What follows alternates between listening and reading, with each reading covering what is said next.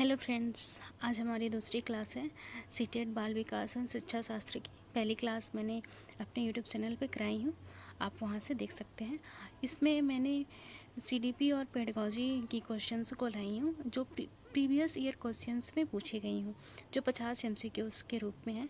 इसको हम देखेंगे और इसके बारे में जानेंगे और समझेंगे कि हमारी बाल विकास और शिक्षा शास्त्र में क्या क्या सीटेट में पूछती है। सीटेट पेपर 1 और पेपर 2 दोनों के लिए मोस्ट इम्पोर्टेंस है।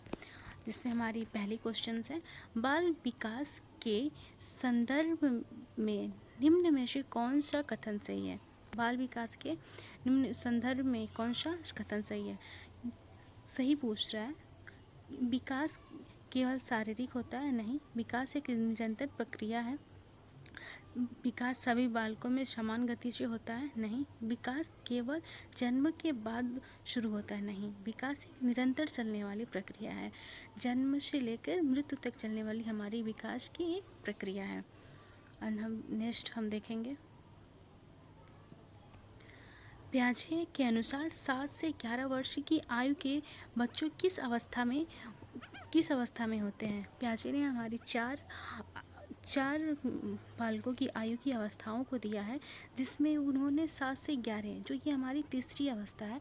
पहला उन्हें 0 से लेकर 2 वर्ष तक दिया था, 0 से लेकर 2 वर्ष तक, 2 से 7, 7 से 11, 11 से एवं।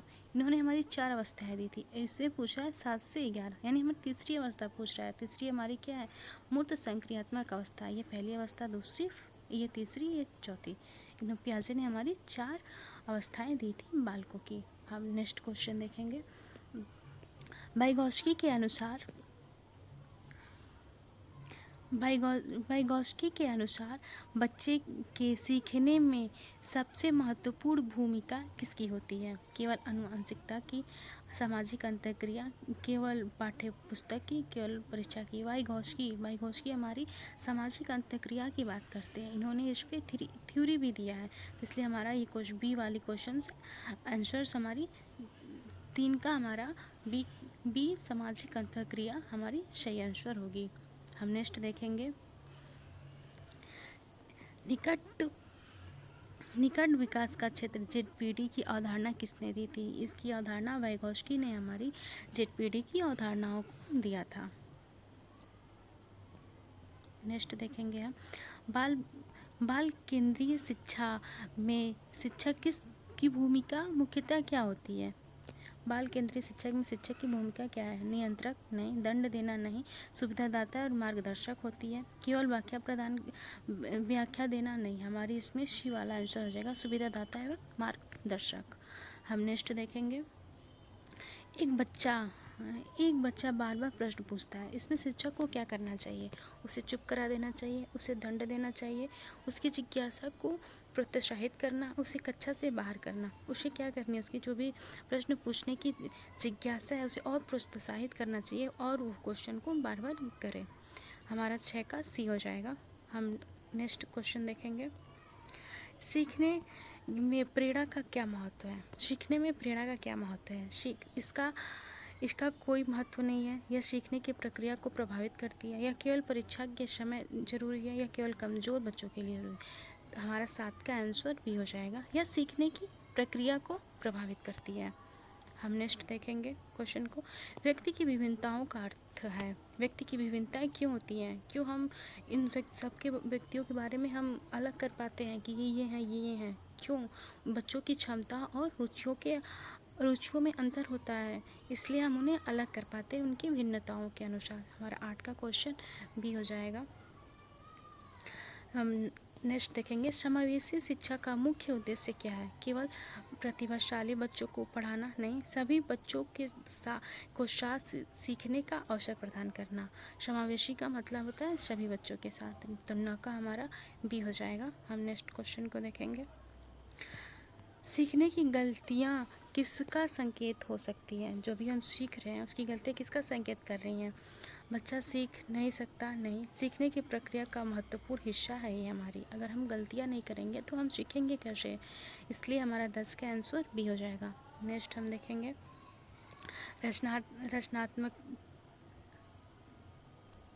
रचनात्मकता को बढ़ावा देने के लिए शिक्षक को क्या करना चाहिए? केवल सही उत्तर को स्वीकार करना चाहिए नहीं, बच्चों को नए विचार प्रस्तुत करना चाहिए। हमारा 11 का सी बी बी बी 11 का बी हमारा सही उत्तर हो जाएगा। हम नेक्स्ट देखेंगे बुद्धि के बारे में आनुवंशिक दृष्टिकोण क्या मानता है? बुद्धि के आनुवंशिक दृष्टिकोण में हमें क्या मानता है? बुद्धि स्थिर होता है? नहीं। बुद्धि के विभिन्न रूप हो सकते हैं। बुद्धि केवल परीक्षा के अंग है। बुद्धि केवल जन्मजात अंग है। बुद्धि के विभिन्न रूप हो सकते हैं। हमारा 12 का बी सही है। नेक्स्ट क्वेश्चन को हम देखेंगे। बहुबुद्धि सिद्धांत किसने दिया था? बहुबुद्धि सिद्धांत गार्डनर ने दिया था। हमारी बहुबुद्धि सिद्धांत हम नेक्स्ट देखेंगे। भाषा विकास में महत्वपूर्ण भूमिका किसकी होती है? भाषा विकास में सामाजिक वातावरण, केवल मानसिकता, केवल परीक्षा, केवल पुस्तक नहीं, सामाजिक वातावरण की हमारी भाषा विकास में महत्वपूर्ण भूमिका होती है। केवल जहाँ किसी भी आंसर में अगर क्वेश्चन पॉजिटिव है तो केवल हमारा एक निगेटिव सेंस देता है, इसलिए हमारा केवल वाला नहीं हो जाएगा, सामाजिक वातावरण हो जाएगा। 14 ये हमारी सही हो जाएगी। नेक्स्ट देखेंगे। बच्चे के विकास पर सबसे उपयुक्त प्रभाव किसका होता है? केवल वंशानुगत का, वातावरण का नहीं, वंशानुगत और वातावरण दोनों का होता है, उसके बच्चे के विकास को हमें प्रभावित करता है। तो 15 का सी हो जाएगा। नेक्स्ट देखेंगे। करके सीखने किस दृष्टिकोण को बढ़ाता है? सक्रिय अधिगम, निष्क्रिय अधिगम, रटने की, हम खुद कर रहे हैं किसी काम को और उससे हम सीख रहे हैं तो हमारी ये क्या हो जाएगी? सक्रिय अधिगम हो जाएगी। 16 का ए हो जाएगा। नेक्स्ट देखेंगे। रचनावादी दृष्टिकोण के अनुसार बच्चा ज्ञान को निष्क्रिय रूप से ग्रहण करता है? नहीं। स्वयं ज्ञान का निर्माण करता है? केवल शिक्षक पर निर्भर रहता है? नहीं। केवल किताब से सीखता है? नहीं। रचनावादी दृष्टिकोण के अनुसार बच्चा स्वयं ज्ञान का निर्माण करता है, बच्चा स्वयं सीखता है रचनावादी दृष्टिकोण से। 17 का भी हो जाएगा। हम नेक्स्ट क्वेश्चन देखेंगे। आकलन का मुख्य उद्देश्य होना चाहिए? बच्चों को डराना, केवल अंक देना, सीखने में सुधार करना, बच्चों की तुलना करना। आकलन हम क्यों करते हैं? बच्चों को सीखने में सुधार करने के लिए हम आकलन करते हैं। 18 का हमारा सी हो जाएगा। 19 का नेक्स्ट हम देखेंगे। सतत एवं व्यापक मूल्यांकन का उद्देश्य क्या है? सतत और व्यापक मूल्यांकन का उद्देश्य बच्चे के विकास के विभिन्न पक्षों का आकलन करना। हमारा 19 का बी सही आंसर हो जाएगा। नेक्स्ट हम देखेंगे।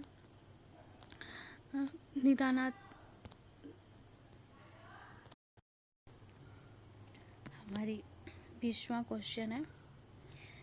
निदानात्मक आकलन का उपयोग किसके लिए किया जाता है? सीखने की कठिनाइयों की पहचान के लिए, केवल पुस्तक के लिए, केवल उपस्थिति के लिए, केवल अंतिम परिणाम के लिए। निदानात्मक आकलन का प्रयोग सीखने की कठिनाइयों की पहचान के लिए किया जाता है। हम नेक्स्ट क्वेश्चन को देखेंगे। उपचारात्मक शिक्षण कब आवश्यक होता है? कठिनाइयों की पहचान के बाद, केवल वर्ष के अंत में, केवल प्रतिभाशाली बच्चों के लिए, कभी नहीं। हमारा ये सही होगा, कठिनाइयों की पहचान के बाद। नेक्स्ट हम क्वेश्चन देखेंगे। कोहलवर्ग का सिद्धांत किससे संबंधित है? जो हमारे कोहलवर्ग थे उन्होंने कौन सी सिद्धांत को दिया था? इन्होंने हमारी नैतिक विकास के बारे में हमें सिद्धांत दिया था। तीन लेवल और 6 स्टेज के बारे में इन्होंने बताया था। बच्चे को सीखने के लिए सबसे अच्छा वातावरण कौन सा है? भयपूर्ण, सहयोगात्मक और सुरक्षा, अत्यधिक दंडात्मक, केवल प्रतिबंध। सहयोग और सुरक्षा बच्चों के लिए एक अच्छा वातावरण प्रदान करता है। नेक्स्ट हम देखेंगे। यदि कक्षा में कोई बच्चा धीमी गति से सीखता है तो शिक्षक को क्या करना चाहिए? उसे अलग कर देना चाहिए? नहीं, उसे अधिक समय और उचित सहायता देनी चाहिए। 24 का हमारा बी आंसर हो जाएगा। हम नेक्स्ट देखेंगे। स्कैफोल्डिंग की अवधारणा मुख्यतः किससे जुड़ी हुई है? स्कैफोल्डिंग हमारे बाइगॉस्की देते हैं। स्कैफोल्डिंग के बारे में हमें बताते हैं। जेटवीडी स्कैफोल्डिंग नियरेस्ट समीपस्थ विकास का दायरा, ये हमारे सारे बाइगॉस्की बताते हैं। सामाजिक अंतर्क्रिया से बच्चे सीखता है, खुद से बातें करता है। ये सारी, अगर वाइगोत्स्की के बारे में डिटेल वीडियो आपको चाहिए तो आप कमेंट बॉक्स में बता सकते हैं, मैं उनके बारे में बना सकती हूँ। नेक्स्ट क्वेश्चन को हम देखेंगे, अधिगम से पूर्व ज्ञान का क्या महत्व है? कोई महत्व नहीं है। नया ज्ञान समझने में सहायता हमें करता है, इसलिए हमें अधिगम को पूर्व ज्ञान से हमें जोड़ना चाहिए। नेक्स्ट हम देखेंगे, एक अच्छा शिक्षक बच्चों के प्रश्नों को क्या करता है? हतोत्साहित करता है, प्रोत्साहित करता है। हम एक अच्छा शिक्षक बच्चों के प्रश्नों को क्या करेगा? प्रोत्साहित करेगा। नेक्स्ट हम देखेंगे, बालक विकास का कौन सा सिद्धांत सही है? विकास एक निश्चित दिशा में होती है। विकास निरंतर होती है। सभी बच्चों का विकास समान होता है। विकास केवल विद्यालय में होती है। विकास एक निश्चित दिशा में होती है, ये भी नहीं है। विकास एक निरंतर चलने वाली निरंतरता में हमेशा के रूप में होती है। हमारा 28 का बी हो जाएगा। नेक्स्ट क्वेश्चन को देखेंगे, सामाजिक अधिगम सिद्धांत किससे संबंधित है? सामाजिक अधिगम, हम समाज के अधिगमों से हम किससे सीखते हैं? ये किसके बारे में बताते हैं? वेंडूरा इसके बारे में बताते हैं, सामाजिक अधिगम सिद्धांत के बारे में। हम नेक्स्ट क्वेश्चन को देखेंगे,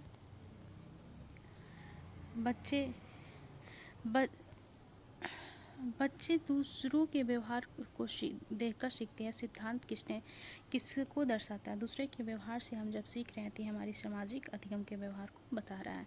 हम नेक्स्ट क्वेश्चन को देखेंगे, कक्षा के समूह कार्य का मुख्य लाभ क्या है? समूह कार्य का मुख्य लाभ क्या है?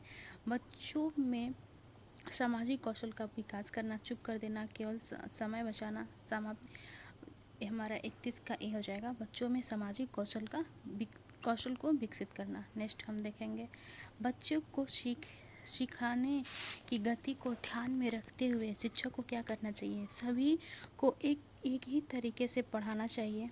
विभिन्न शिक्षण विधियों का प्रयोग करना चाहिए। केवल तेज बच्चों का कमजोर, विभिन्न शिक्षण विधियों का हमें प्रयोग करना चाहिए। 32 का हमारा बी हो जाएगा। नेक्स्ट हम देखेंगे, सकारात्मक अनुशासन का उद्देश्य क्या है? सकारात्मक अनुशासन डर पैदा करना नहीं, आत्म अनुशासन का विकास कर देना, ये हमारा सकारात्मक अनुशासन का आंसर हो जाएगा। नेक्स्ट हम देखेंगे, अधिगम एक सामाजिक प्रक्रिया है। यह विचार किसके सिद्धांत से अधिक जुड़ा होता है? वाइगोत्स्की के सिद्धांत से हमारी जुड़ी हुई है। नेक्स्ट हम देखेंगे, बच्चों की गलत अवधारणाओं को शिक्षक को क्या करना चाहिए? समझकर उचित अनुभवों के माध्यम से सुधारना चाहिए। नेक्स्ट हम देखेंगे, सीखने में पुरस्कार का प्रयोग किस सिद्धांत से जुड़ा होता है? व्यवहार से, रचनावाद से, मानवता से, परिपक्वता से। सीखने में हम बच्चों को अगर पुरस्कार दे रहे हैं तो हमारे व्यवहारवाद से संबंधित है। नेक्स्ट हम देखेंगे, आंतरिक प्रेरणा का उदाहरण कौन सा है? हमें अंदर से कौन प्रेरणा देती है? पुरस्कार पाने के लिए नहीं, दंड से बचने के लिए नहीं, रुचि के कारण हमें पढ़ना ही हमारा एक आंतरिक प्रेरणा है। नेक्स्ट हम क्वेश्चन को देखेंगे, एक शिक्षक बच्चे को समस्या का समाधान स्वयं खोजने देता है। यह किस प्रकार के अधिगम को बढ़ावा दे रहा है? खोज अधिगम को हमारे को बढ़ावा दे रहा है, क्योंकि बच्चा स्वयं करेगा। नेक्स्ट हमारा है, प्रतिभाशाली बच्चों के लिए शिक्षक को क्या करना चाहिए? उन्हें अतिरिक्त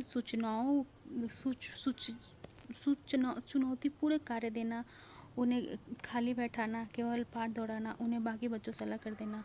प्रतिभाशाली बालकों के लिए हमें अतिरिक्त चुनौतीपूर्ण कार्य को देना चाहिए। नेक्स्ट हम देखेंगे, सीखने की प्रक्रिया में प्रतिक्रिया फीडबैक क्या होती है? हम अगर बालक सीख रहा है उसमें फीडबैक क्या देंगे तो हमारे सुधार में सहायता होगी। अनावश्यक होती है, केवल शिक्षक के लिए केवल नहीं, हमारी सुधार में हमें सहायता करती है। हम फीडबैक हम किसी को देते हैं तो कहाँ गलती थी, कहाँ सही थी हमारी। नेक्स्ट हम नेक्स्ट क्वेश्चन देखेंगे, बच्चों की रुचि और अनुभवों का शिक्षण में शामिल करना किसका उदाहरण है? बाल केंद्रीय शिक्षा, ये हमारा तीनों गलत है, ये हमारा हो जाएगा बाल केंद्रीय शिक्षा। हम रुचि को बढ़ावा दे रहे हैं। समावेशी शिक्षा में शिक्षक समावेशी कक्षा में शिक्षक को क्या करना चाहिए? सभी बच्चों की आवश्यकताओं को ध्यान में रखना चाहिए। ये हमारा 42 का पहला ही आंसर हो जाएगा। सीखने की असफलताओं को शिक्षक को किस रूप से देखना चाहिए? सीखने में जो असफलता हो रही है उसमें बच्चों की शिक्षण की रणनीति में सुधार के अवसर के रूप में कि हमारे कहाँ एक शिक्षक के अंदर कहाँ गलती हो रही है जिससे बच्चा सीखने में जो असुविधा ले रहा है। हम नेक्स्ट क्वेश्चन देखेंगे। पियाजे के अनुसार बच्चा ज्ञान का निर्माण किसके माध्यम से करता है? सक्रिय अनुभवों के माध्यम से करता है। नेक्स्ट हम देखेंगे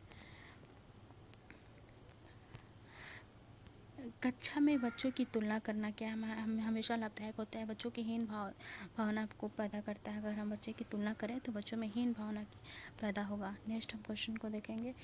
सीखने की प्रक्रिया में खेल का क्या महत्व है? जब भी हम सीख रहे हैं उसमें खेल के क्या महत्व है? खेल के माध्यम से भी हम प्रभावी अधिगम हो सकता है। 46 के भी हो जाएगा। नेक्स्ट हम देखेंगे एक शिक्षक बच्चों को खुले प्रश्न पूछता है। इसका प्रमुख उद्देश्य है खुला प्रश्न पूछ रहा है। इसका प्रमुख उद्देश्य चिंतन और तर्क को बढ़ावा देना। नेक्स्ट हम क्वेश्चन को देखेंगे। बालक केंद्रित कक्षा में निर्णय लेने की प्रक्रिया में क्या करता है?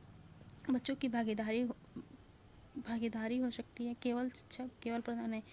अगर केंद्रीय शिक्षा का निर्माण करना है तो इसमें बच्चों की भागीदारी आवश्यकता हो। 48 का हमारा ए हो जाएगा। सिखाने के लिए सबसे महत्वपूर्ण मूल्यांकन कौन सा है? केवल वार्षिक नहीं, सीखने के दौरान निरंतर आकलन। ये हमारा भी सही हो जाएगा। ये तो हमारा गलत हो जाएगा। 49 का भी है। आज का हमारा अंतिम और आखिरी क्वेश्चन है। एक अच्छे शिक्षक की सबसे महत्वपूर्ण विशेषता क्या है? बच्चे को सक्रिय रूप से सीखने का अवसर प्रदान करना।